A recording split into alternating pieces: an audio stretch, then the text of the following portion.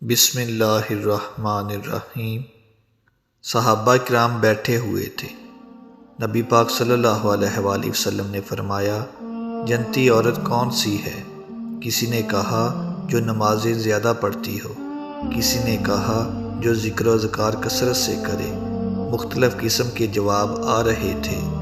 حضرت علی رضی اللہ تعالیٰ عنہ اٹھے اور گھر کی طرف دوڑے، کہنے لگے، فاطمہ فاطمہ۔ نبی صلی اللہ علیہ وآلہ وسلم پوچھ رہے ہیں کہ جنتی عورت کون سی ہے؟ آپ بتاؤ۔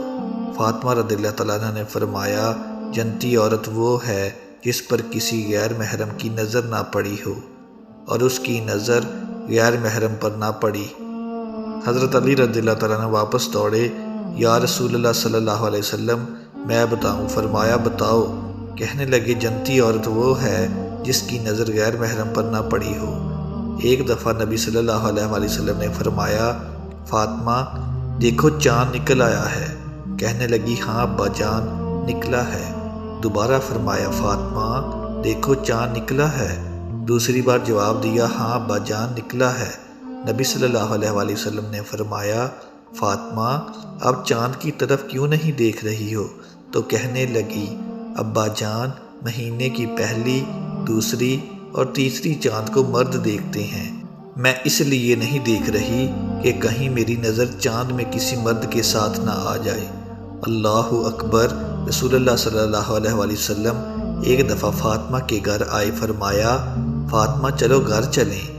فاطمہ نے کہا، یا رسول اللہ میں نہیں جا سکتی، علی گھر پر نہیں ہے۔ رسول اللہ صلی اللہ علیہ وآلہ وسلم نے فرمایا، آپ میری بیٹی ہو، میں آپ کو لے جانے آیا ہوں۔